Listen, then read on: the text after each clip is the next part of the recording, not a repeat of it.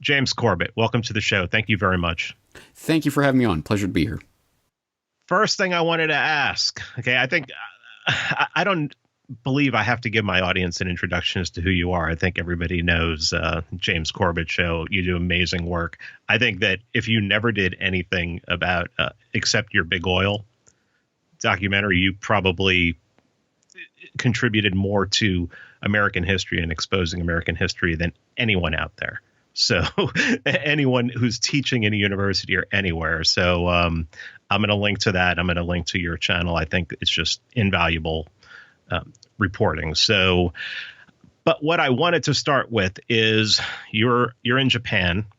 We've heard that the numbers in Japan are lower than anywhere else, that Japan's not even taking this as a pandemic. What's going on there? Well, so I did a video last week that people might want to check out. It's called How is Japan Reacting to the Crisis? And in that video, I showed people precisely what is happening on the streets of Japan, at least at that point, about a week or so ago. And basically, the point of that was to say, yeah, Japan is not freaking out about this crisis or whatever it is that's unfolding. And I showed that everyone's going about their day-to-day business. There's no social distancing. There's no closures of businesses or anything of that sort.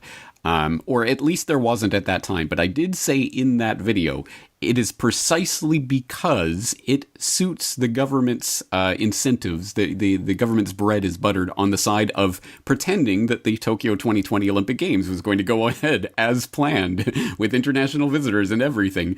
And they persisted in that long past the point of absurdity, into the point of just, I don't even know what to call it, psychedelia.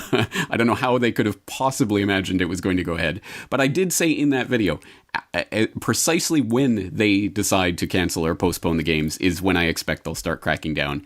And wouldn't you know it, they decided about a week ago that they're going to postpone the 2020 games, obviously.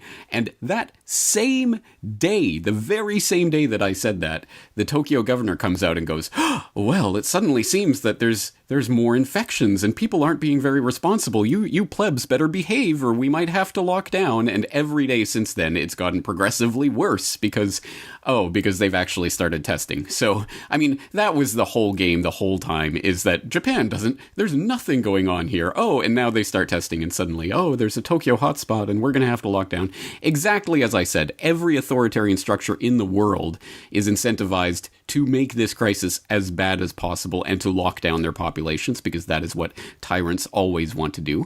The Japanese government was a very special exception that had the opposite incentive for at least a period of time. But once that incentive went away, now they're just going along with the script. I'm expecting lockdowns to start here in the next week or two. Wonderful. Well, let me jump on to, I know that you're short on time, so let me go to we've heard the origin story of this virus, and we've heard conflicting stories. Do you have any alternate things that you found out about it in your research about where this has come from? I do not have anything definitive that I would say at this point. This is the type of thing that, first of all, is completely beyond my specialty. I have never studied virology. I'm not any sort of accredited doctor or scientist of any sort. So I am attempting to adjudicate between differing expert opinions. And like any layman, I have to sort my way through that. But I have a pretty good nose for smelling propaganda. And when I see Nature and other such magazines coming out and saying, oh, this couldn't possibly have been man-made because it's actually too perfect. It's almost too perfect, like we couldn't create such a good bioweapon. That doesn't seem to me to actually be a convincing argument, although that is at least the way they dumbed it down for the layman. So my suspicion would be that this is some sort of bioengineered phenomenon, but I am open to all different positions on this. I really don't know at this point. And this is the type of thing that I'm sure that we could really drill down on, and it could become like a 9/11 truth movement, endlessly scrutinizing every detail of what happened on September 11th, 2001. But to a certain extent, that misses the point of what is happening here, I think, because just like 9/11 truth can get caught endlessly examining every single detail of every single frame of every footage that we have and all of that, and endlessly debating about the pyrotechnics that took place that day, and completely missing the bigger point of what 9/11 was, which was a tyrannical takeover of incredible proportions. It was a shot in the arm for every authoritarian in the world, authoritarian structure that suddenly had a new narrative. It could slap on any of its enemies. You are a terrorist, and we are waging a war on terror. And of course, that could be applied to anyone and everyone that was suspect in any way. Well, in the same sense, I'm sure we can and probably will endlessly analyze this virus, but I think that misses the point of what is happening here, which is, again, as much as 9/11 was an authoritarian power grab, this is orders of magnitude bigger than that. This is the most significant event of our lifetimes, not in my opinion because of the virus, but because of the reaction, the absolute insanity that is taking place around it, which is an on its face, bald-faced power grab, coupled with the, as I've called it, the sinking into the greatest depression, the pricking of the bubble. Once again, I do not think that coronavirus is responsible for the derailing of a perfectly healthy economy. I think that what's happening right now is it is being used as an excuse to prick the bubble that has been inflated, at the very least, over the past decade of central bank fiat funny money nonsense. So it's all of these agendas coming together at the same time, and it's quite overwhelming. And so from that perspective, I think I certainly will continue to delve into the questions of this virus and its origins, but I don't want to miss the bigger picture of what's happening right now, which is a global transformational event. Right. A lot of people are saying this isn't a pandemic. This is a plandemic. But at this point, that's not even the point. The point is what's happening now. And I know a couple of the things that I'm going to ask you, you've gone over in recent videos, but I still want to go over them with you. One of the first reactions that I had was just a simple, this is going to be a great excuse to institute universal health care, single payer. What do you think the future implications for the medical field going forward is? I think that probably is true, but I should actually stress, although I very much appreciate your accolades about my American history, I am not American. So as a Canadian in Japan, I'm Canadian by birth, actually. So I was listening to Rush right before this in your honor. So.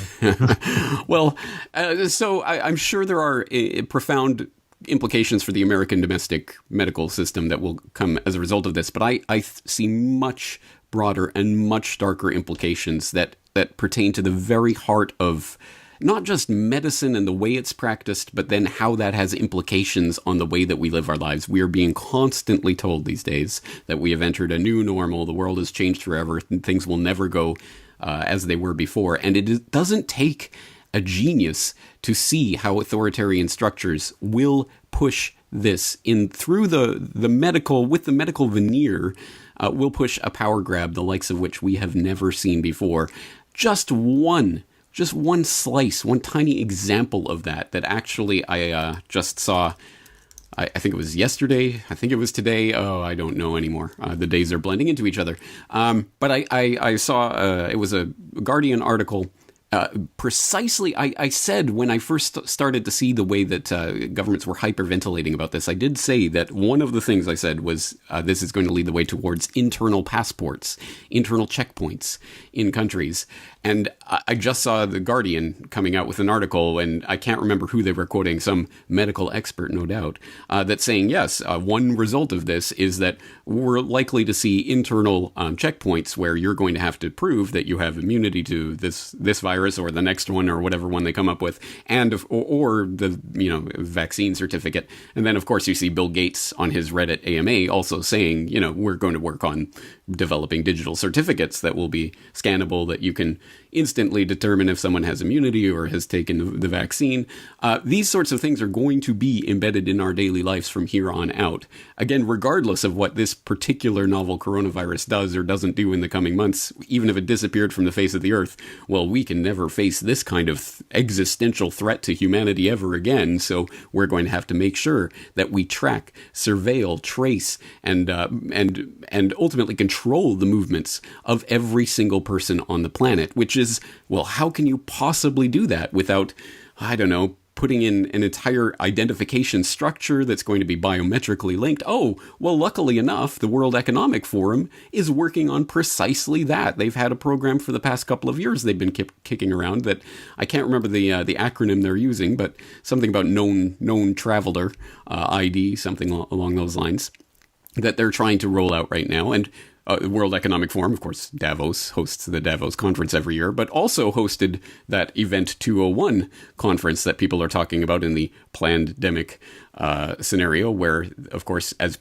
I hope your audience knows, back in October of last year, there was a conference hosted by the World Economic Forum and the Bill and Melinda Gates Foundation and Johns Hopkins that was planning for, well, what would we do in the event of a novel coronavirus coming up and derailing the world economy. And so they've been working on all of the structures for this for a very long time. And I want to stress that. That's, I think, one of the things people are obviously, I think for obvious reasons, focusing on Event 201 and the possible ways that could have been a harbinger of things to come and could have been part of the plan to the extent this was a plandemic. But on the broader point, no, these organizations, including the Bill and Melinda Gates Foundation and the World Economic Forum and others, have been hosting conferences, writing papers, sponsoring research along the lines of this sort of pandemic possibility for many years now. This didn't just come out of the blue.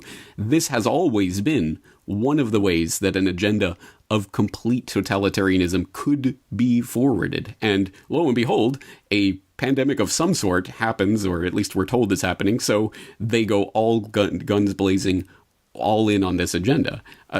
Again, whether this was planned, as in this was a planned release of a bioweapon or not, it doesn't really matter from this perspective, in the sense that they are going to use it to push this agenda. And that's the transformation of the medical field, almost the weaponization of the medical field, in terms of collecting data and then obviously using that data to control people's movements and behaviors. And that's going to happen on a technological scale that never could have been even imagined before in human history.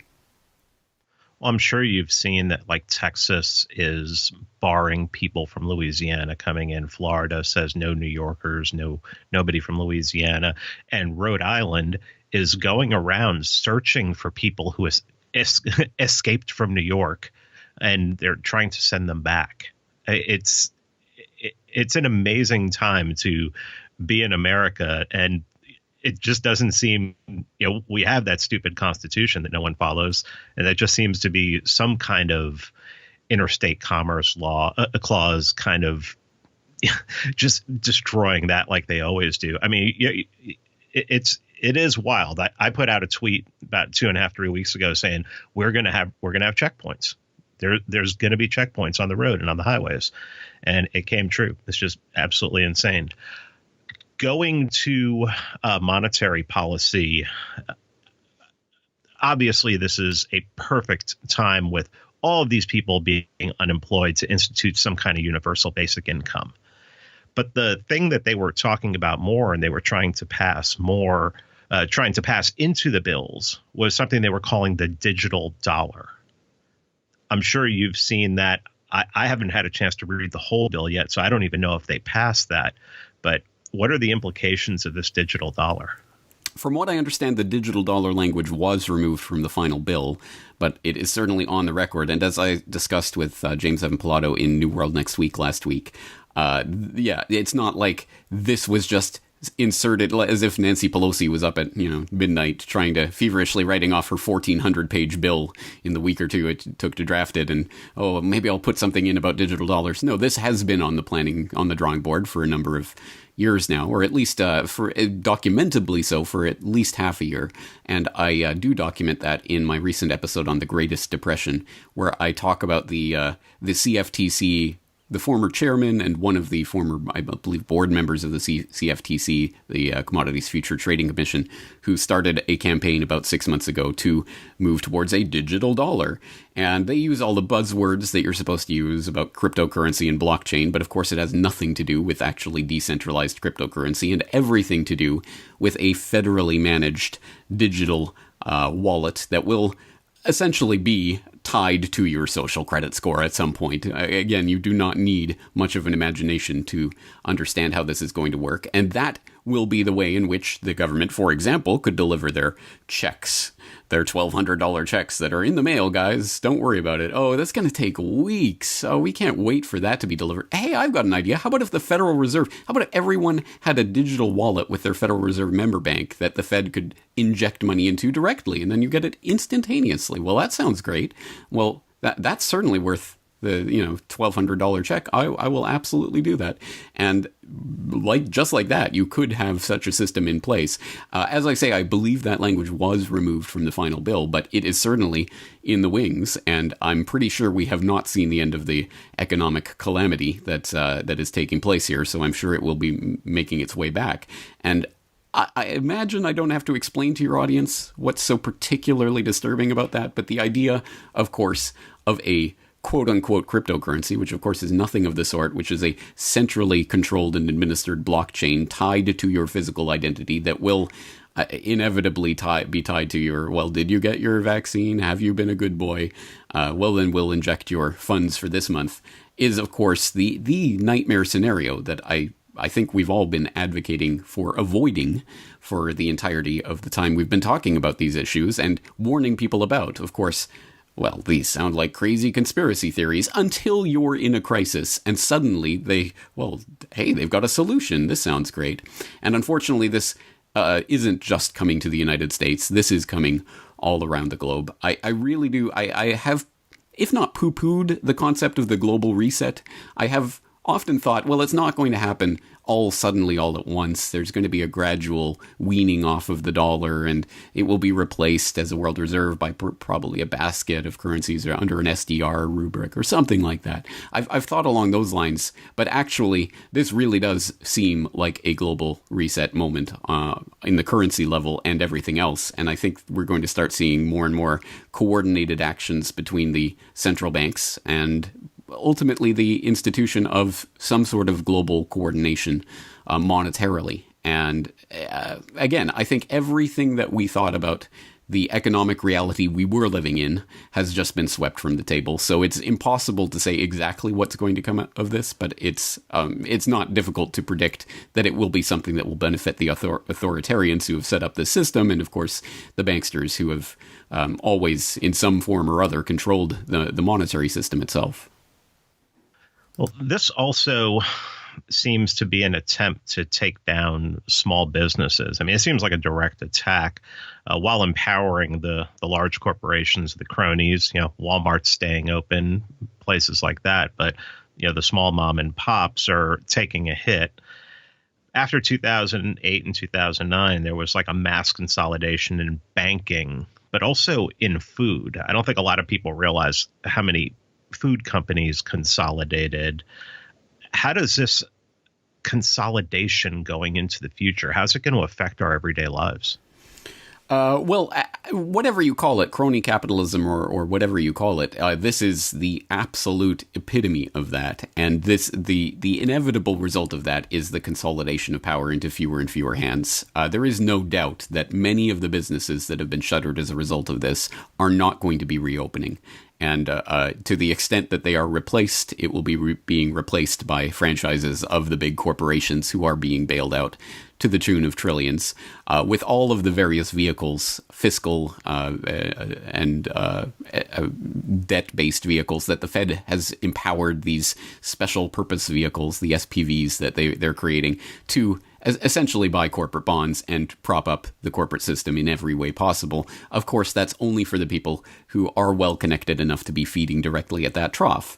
So there's no doubt there's going to be a massive consolidation of power and wealth in this collapse, exactly as took place in the Great Depression back in the 30s. Of course, it was the case that wealth wasn't destroyed per se during the Great Depression, so much as power and wealth transferred hands and was consolidated by people in positions to take advantage of the shifting political and economic environment. And no less the case in this case. And I heard Daniel McAdams of the Ron Paul Institute recently relating a story from a friend of his who said, well, I'm a business owner and I make more than $100,000 a year, but less than Boeing. So I'm going to get precisely nothing out of this stimulus that's supposedly being handed down. And that's pretty much the situation for any small or medium-sized business. They're going to get completely shafted by this. And who's going to benefit? The large corporations, of course. That should not be surprising. But as I say, this is the epitome of that system. To a certain extent, though, this is pushing on a string. And I think even assuming that things unfold the way they are unfolding right now, I think we will be surprised to see even some of the big corporations that we thought were unshakable being shaken out of the system at this point. And the type of tectonic moves we're going to see are going to be spectacular, I'm sure, pyrotechnically interesting, but devastating for real human lives. And the unemployment and that we're going to see is going to be off the charts. And that's exactly why I think this is a reset moment. Again, not only in terms of monetary policy or things of that sort, but bringing in new systems, new structures of control, like a UBI, which will be completely universal. But, as long as you meet certain criteria, that will be the strings that will be attached. And that's the economy that we're moving into right now. Now, if China knew about this as early as late November, definitely in December, that also means the CIA knew about it. Any kind of intelligence knew about it. They didn't speak up. There's going to be no blowback on the CIA. Do you see the world going after China for this, blaming them, and then trying to take action against them? Absolutely. I wrote an editorial recently for my International Forecaster editorial called This is What World War III Looks Like. I believe that's what I entitled it, where absolutely one of the narratives that is being inserted into the public consciousness right now is that this is China's fault and we're going to have to blame them. And it's amazing to watch the way propaganda can propagate through the public imagination, and people who have been had their attention focused solely on Russia for the last several years, whether that's people who think that Russia is the font of all evil, or people who think, well, Russia is being unfairly maligned and all of that. Now suddenly all of the attention is turning to China, and now we're seeing people, an incredible amount of hatred and venom and vitriol being stirred up against China.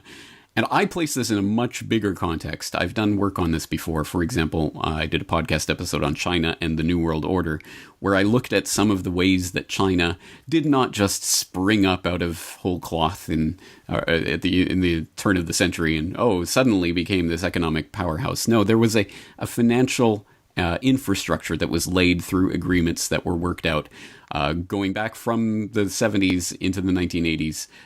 There was a huge concerted plan, essentially, to make China into the economic juggernaut of the 21st century. And I think it is being placed into a similar sort of relationship that the Soviet Union was back in the Cold War era, where it was being propped up by Lend-Lease and other structures that were actually coming from corporate America. Anthony Sutton has done incredible work, or had done, he's passed away now, but did incredible work on the way that the Cold War was essentially engineered by American Lend-Lease and other transfers of wealth that propped up the Soviet system to be the boogeyman that, of course, enabled the military spending at home, as well as crack down on American liberties because of the Red Scare. I think China is being positioned to be that Red Scare boogeyman of the 21st century. So you're exactly right. I mean, of course, if China really did know, and this really was whatever, a bioweapon released from the Wuhan lab or whatever it was, then the CIA absolutely would have known at that time. In fact, Scott Ritter had a great article up in the American Conservative. I think it was published in the American Conservative recently on this subject about there is an entire intelligence branch that is devoted to getting medical intelligence about breaking viruses and other things that are happening around the world that could affect American security. Where were they? Surely they knew about what was going on and saw the Chinese response and knew and was providing this intelligence to the president, but we have no evidence of what they did or did not provide at this point. So clearly there is more to the story there. But regardless, I think the sort of the pointing of the fingers that China, that this is the Chinese fault and the whipping up of public anger, I see this as a propagandistic opportunity to create the sort of World War III environment that we're being steered into right now.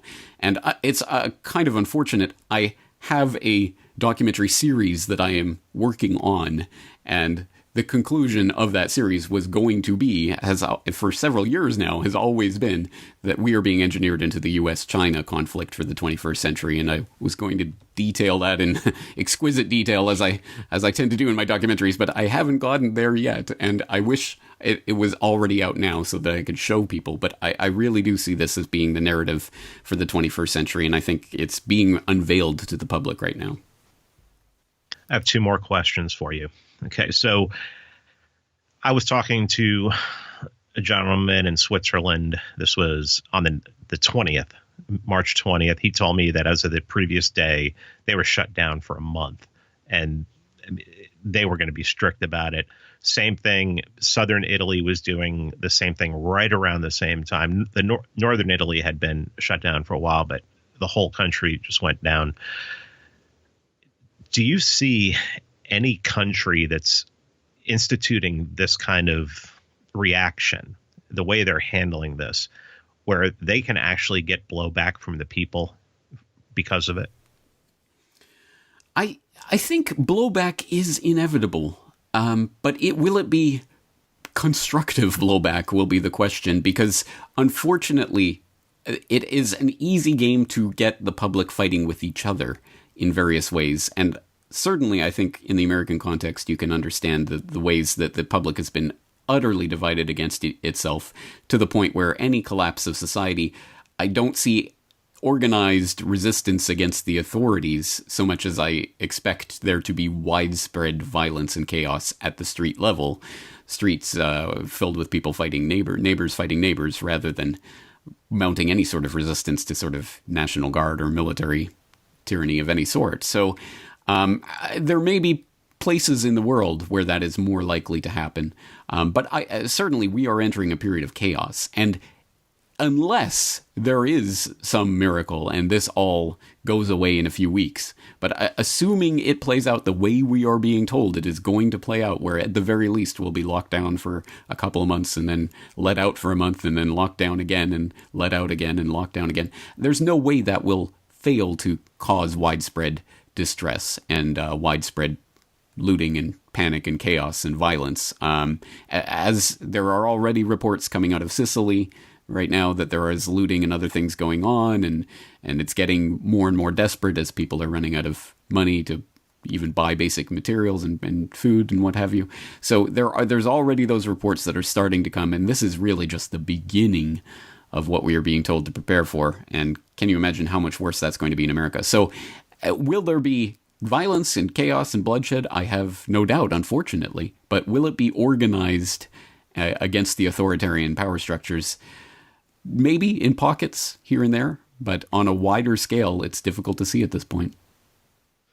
Well, that was my last question. Opinion is there anything positive that can come out of this? I mean, can there be, part of a state or a state that says enough of this, we're not going to put up with this, so we're going to use radical decentralization, even secession, to just say, you can't do this to us.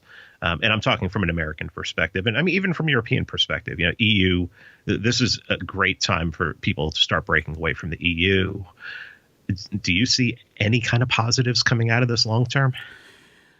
I am not going to be falsely positive and optimistic about this. I realize it is a very long shot at this point, barring some sort of miracle. But the only possible ultimate solution to the things that are happening right now is radical, widespread decentralization of absolutely everything, from food production to monetary systems to the economy generally. Everything has to be decentralized, because that is the only thing that ultimately takes the power away from the authoritarians who are on this power grab right now. And generally, I would at least be optimistic in the sense that, yes, there are certainly dark times in human history where authoritarianism and tyranny are on the rise, but then there are times when humanity breaks free and there's renaissance and things move again. And I would like to say, well, maybe it's just part of the cycle, and even if we're heading into the dark times, there will be better times on the other side of that.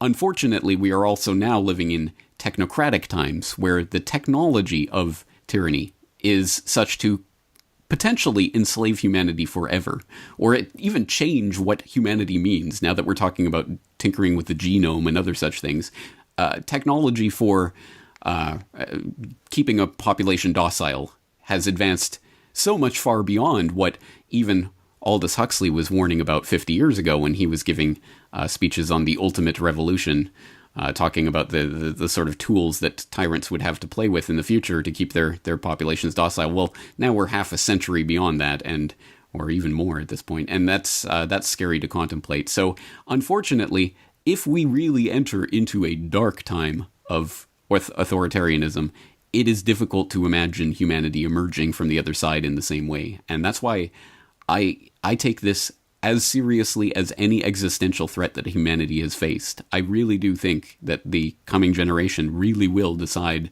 the game. At any rate, it could be locked down forever, both physically and metaphorically. Or we could hopefully pry some of this back from the tyrants. But the only way to do that is through decentralization. That's why that message has never been more important. And perhaps more people are receptive to hearing these ideas now. I've been trying to ring the alarm on this in various ways for several years now, and have not received a lot of enthusiasm from people out there about the idea of decentralization of the money supply, or food, or entertainment, or really anything.